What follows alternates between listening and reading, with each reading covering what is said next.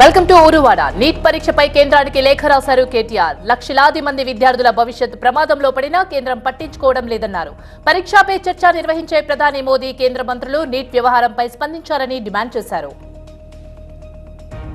కేసీఆర్ లేఖపై నిపుణులతో చర్చిస్తామని అన్నారు విద్యుత్ commission chairman justice Narasimha Reddy. KCR పలు అంశాలు ప్రస్తావించారని, కొన్ని ప్రశ్నలకు సమాధానమిచ్చారని చెప్పారు. కేసీఆర్ చెప్పిన వివరాలకు వాస్తవాలకు సరిపోల్చాల్సి ఉందని అన్నారు. కేసీఆర్ అభ్యంతరాలపై పునఃపరిశీలన జరుపుతామన్నారు. కేసీఆర్ లేఖపై ఎల్లుండి సమీక్ష చేస్తామని జస్టిస్ నరసింహారెడ్డి చెప్పారు. విద్యుత్ కొనుగోలు ఒప్పందాలపై కేసీఆర్ లేఖ అప్రజాస్వామికమన్నారు బీజేపీ నేత ఏలేటి మహేశ్వర్ రెడ్డి. కమిషన్పై ఎదురుదాడి చేస్తుంటే సీఎం, డిప్యూటీ సీఎం ఎందుకు స్పందించడం లేదన్నారు. సీబీఐ విచారణ జరిపించాలని డిమాండ్ చేశారు.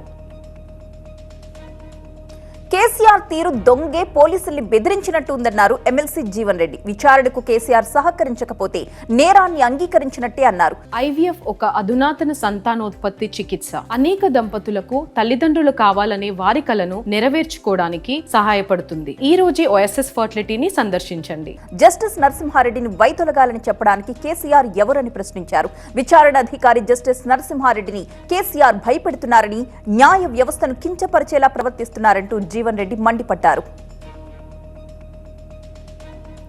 విద్యుత్ కొనుగోళ్లలో ఎక్కడా పొరపాట్లు జరగలేదన్నారు మాజీ మంత్రి జగదీష్ రెడ్డి. ప్రభుత్వం ఏర్పాటు చేసిన కమిషన్ కు సమాధానం ఇచ్చేందుకు కేసీఆర్ సిద్ధమైన అంతకుముందే చైర్మన్ ప్రెస్ మీట్ పెట్టడంతో ప్రజల్లోకి తప్పుడు సంకేతాలు వెళ్లాయన్నారు.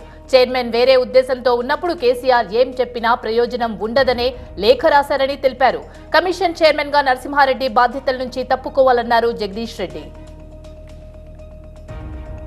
విద్యుత్ కమిషన్ విచారణకు రాకుండా కేసీఆర్ లేఖ రాయడంపై మంత్రి కోమటిరెడ్డి ఆగ్రహం వ్యక్తం చేశారు. విచారణను కేసీఆర్ వద్దన్నారంటే అవినీతిని అంగీకరించినట్టే అన్నారు. అవకతవకలకు పాల్పడకపోతే విచారణ ముందు నిజాయితీ నిరూపించుకోవాలన్నారు మంత్రి.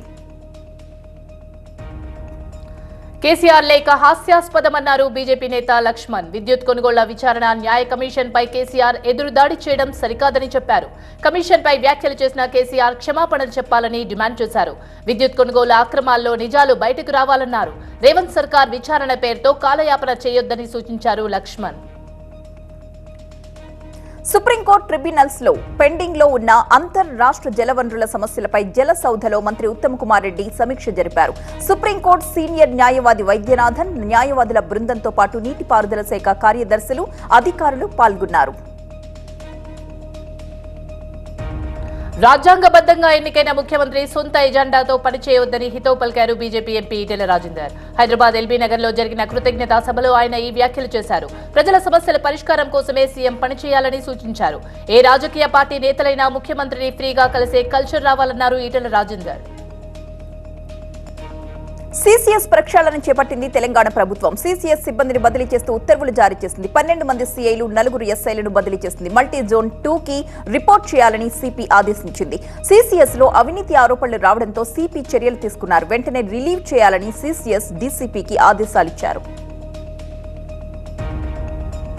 ఏపీ సీఎం చంద్రబాబు రేపు పోలవరం పర్యటనకు వెళ్తున్నారు. ప్రాజెక్ట్ పనుల పురోగతిపై అధికారులతో సమీక్షిస్తారు. ఇప్పటికే 50% పనులు పూర్తి కాగా మిగతా పనులు పూర్తిగా అధికారులకు దిశానిర్దేశం చేశారు. రేపు సీఎం చంద్రబాబు సందర్శన నేపథ్యంలో పోలవరం ప్రాజెక్టు దగ్గర ఏర్పాట్లను పరిశీలించారు మంత్రి నిమ్మల రామానాయుడు. పోలవరం ప్రాజెక్టు పనుల్ని వైసీపీ ధ్వంసం చేసిందని అన్నారు. 2% పనులు చేయలేదని చెప్పారు. టీటీడీ ఈవోగా శ్యామలరావు బాధ్యతలు స్వీకరించారు. ఇన్ఛార్జ్ ఈవోగా ధర్మారెడ్డి ఆయనకు బాధ్యతలు అప్పగించారు. కొత్త ఈవో శ్రీవారిని దర్శించుకున్నారు. టీటీడీలో సమూల ప్రక్షాళనకి సిద్ధమయ్యారు ఆయన. అన్నా క్యాంటీన్ల ఏర్పాటుపై మంత్రి నారాయణ సమీక్ష జరిపారు. 3 వారాల్లో అన్నా క్యాంటీన్లను తిరిగి ప్రారంభించే విధంగా కార్యాచరణ రూపొందించాలని అధికారులకు ఆదేశాలిచ్చారు. గత ప్రభుత్వ నిర్వాకంతో ఇస్కాన్ కి చెందిన సెంట్రలైజ్డ్ కిచెన్స్ ఇతర రాష్ట్రాలకు తరలి వెళ్లిపోయాయని చెప్పారు. విశాఖలోని రుషికొండపై నిర్మించిన భవనాలను పరిశీలించారు మాజీ మంత్రి గంటా శ్రీనివాసరావు. నిబంధనలకు విరుద్ధంగా రుషికొండపై భవనాలు నిర్మించారని, చారిత్రాత్మకమైన కొండను ధ్వంసం చేశారని అన్నారు. ఈ నిర్మాణాలకు ఎలాంటి అనుమతులు ఉన్నాయని ప్రశ్నించారాయన. రాష్ట్రం ఆర్థికంగా చితికిపోయింది అన్నారు మంత్రి కొండపల్లి శ్రీనివాసరావు. వివిధ దేశాల్లో స్థిరపడ్డ తెలుగు వారంతా ఆదుకోవడానికి ముందుగా రావాలని కోరారు. ఎన్ఆర్ఐలకు వారి కుటుంబాలకు అండగా ఉంటామన్నారు. చిన్న తరహా పరిశ్రమల స్థాపనతో యువతను ఆదుకుంటామన్నారు. మహిళా పొదుపు సంఘాల్ని మరింత బలోపేతం చేస్తామన్నారు మంత్రి. ప్రజలకు మెరుగైన వైద్యం అందించడమే తన ప్రథమ కర్తవ్యమన్నారు మంత్రి సత్యకుమార్. ఆసుపత్రుల్లో మౌలిక సదుపాయాల కల్పనకు కృషి చేస్తామని అన్నారు. క్యాన్సర్ రహిత ఆంధ్రప్రదేశ్ తన లక్ష్యమన్నారు. ఆరోగ్యశ్రీలో గత ప్రభుత్వ అవకతవకలపై శ్వేతపత్రం విడుదల చేస్తామన్నారు. ఆంధ్రప్రదేశ్ నియంత రాక్షస పాలన నుంచి విముక్తి పొందిందన్నారు బీజేపీ నేత భానుప్రకాష్. అంధకార ప్రదేశ్ ని అభివృద్ధి పథంలో నడిపించడానికి జనం కూటమికి అధికారం ఇచ్చారని అన్నారు. ప్రజలిచ్చిన అధికారంతో తిరుమల నుంచి రాష్ట్రంలో ప్రక్షాళన మొదలైందన్నారు. విజయవాడలో మాజీ మంత్రి జోగి రమేష్ ఇంటిపై రాళ్లు రువ్వారు ఇద్దరు యువకులు. సెక్యూరిటీ గార్డ్ బయటికి రావడంతో యువకులు పరారయ్యారు. కారులో వచ్చి రాళ్ల దాడి చేశారంటూ పోలీసులకు ఫిర్యాదు చేశారు జోగి రమేష్ సెక్యూరిటీ సిబ్బంది. మెదక్ టౌన్ లో బంద్ కొనసాగుతోంది. గోవుల తరలింపు, జంతు వధపై నిన్న రాత్రి 2 వర్గాల మధ్య ఘర్షణ జరగడంతో మెదక్ పట్టణ బంద్ కు బీజేపీ పిలుపునిచ్చింది. దీంతో వర్తక, వాణిజ్య సముదాయాలు స్వచ్ఛందంగా మూసేశారు. ఘర్షణల నేపథ్యంలో మెదక్ లో భారీగా పోలీసులు మోహరించారు. మెదక్లో పర్యటించారు multi zone IG Ranganath. Medak పట్టణం, మండల వ్యాప్తంగా 144 సెక్షన్ కొనసాగుతుందని, ఎవరైనా అల్లర్లకు పాల్పడితే కఠిన చర్యలు తీసుకుంటామన్నారు. నిన్నటి గొడవకు కారణమైన 2 వర్గాల్లోని 45 మందిని గుర్తించామని చెప్పారు. హింసకు పాల్పడితే కేసులు పెడతామని హెచ్చరించారు. మరోవైపు మెదక్ లో నిన్నటి దాడిలో గాయపడ్డ వారిని పరామర్శించారు BJP MLA Raja Singh. Shamshabad airport నుంచి నేరుగా మియాపూర్ హాస్పిటల్ కు వెళ్లారు. బాధితులకు అండగా ఉంటామని చెప్పారు Raja Singh. GHMC Khairatabad zonal commissioner Hemant పై వేటు పడింది. హేమంత్ ను జీఐడీకి అటాచ్ చేస్తూ జీహెచ్ఎంసీ ఇన్ఛార్జ్ కమిషనర్ అమ్రాపాలి ఆదేశించారు. అధికారులకు సమాచారం ఇవ్వకుండా జగన్ ఇంటి దగ్గర షెడ్లను కూల్చివేసినందుకు చర్యలు తీసుకున్నారు. గంజాయి అక్రమ రవాణాపై పోలీసులు ఉక్కుపాదం మోపారు. హైదరాబాద్ కమిషనరేట్ పరిధిలో 164 కిలోల గంజాయిని పట్టుకున్నారు టాస్క్ ఫోర్స్ పోలీసులు. 6 అంతర్రాష్ట్ర గంజాయి స్మగ్లర్స్ ని అరెస్ట్ చేశారు. 60 లక్షల రూపాయల విలువైన సొత్తు స్వాధీనం చేసుకున్నట్లుగా తెలిపారు. సత్యసాయి జిల్లాలో బైక్ దొంగలు హల్చల్ చేశారు. కదిరి శివార్లలో బైక్ చోరీ చేశారు దొంగలు. బైక్ పై పారిపోతుండగా పెట్రోల్ అయిపోతుండటంతో అక్కడే తిరుగుతున్న దొంగలను పట్టుకున్నారు గ్రామస్తులు. దొంగలను విద్యుత్ స్తంభానికి కట్టేసి దేహశుద్ధి చేశారు. నల్లమాడ మండలం పుంగపల్లి దగ్గర ఈ ఘటన జరిగింది. జనగాం జిల్లా కోడకండ్లలో కన్న తల్లిని ఇంట్లోనే గెంటేశారు కొడుకులు. అయితే 3 కొడుకులు ఉన్న అనాథలా మారింది తల్లి. 15 రోజులుగా స్థానికంగా ఉన్న గౌడ సంఘం కమిటీ హాల్లో తలదాచుకుంటుంది తల్లి.